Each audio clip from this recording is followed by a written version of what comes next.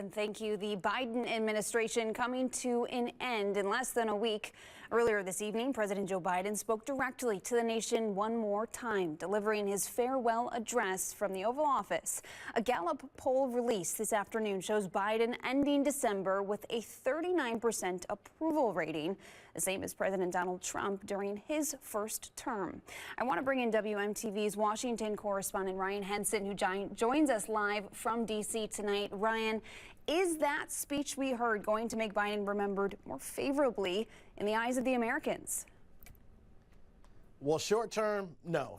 His fate as it is for the next probably couple of years is what it is. But long term, history will have to tell that. We know Biden in his speech covered a lot of things, but he wanted people to remember, hey, not just what you've been hearing the past year or so, but also the work I've done for the past 4 years. Remember, he inherited a White House or a country that was in the middle of a pandemic.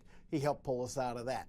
His leadership also helped cut down on crime, which was spiking during the pandemic. He also had a number of other efforts when it comes to job creation, his many acts, Inflation Reduction Act, Bidenomics, Build Back Better, things like that, long-standing policies that he even himself in his speech tonight says took root and is still continuing to blossom. He urges people for their patience. He urged that during the campaign trail last year. Obviously, time was ticking and he ran out of time for a lot of those things to show results. So in terms of his overall legacy, for the time being, it is what it is. But as time goes on, we'll see how much of a work that he did in the past 4 years is still being implemented in the future, because there were so many initiatives like Green New, getting the country to go more green and other things like that he was really focused on.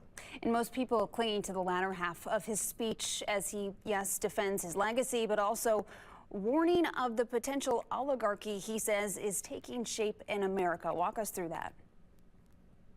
Yeah, that was probably the most eye-raising point of the speech, because when he started talking about that, I think everybody's minds went to the same place, quite frankly, the same person, President-elect Donald Trump. We know he's coming in with a team of people who are successful. They are wealthy. Elon Musk, richest man in the history of the earth.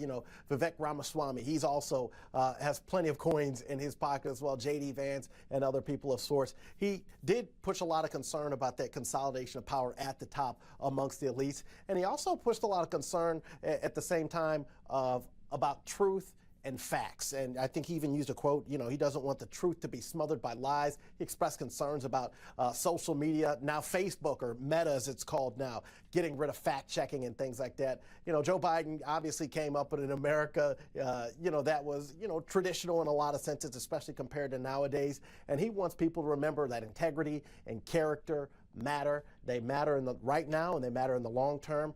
And, when it starts to not matter, you probably could see some things that wouldn't be favorable to everybody. So Joe Biden said, hey, everybody else, make sure you're concerned. Those guardrails that are set up to contain power that are in the Constitution, he wants those to remain strong. And that's his warning for America, obviously, as he leaves office here in a couple of days. That speech capping not only Biden's presidency, but his 5 decades in politics. Ryan, thank you for your time tonight.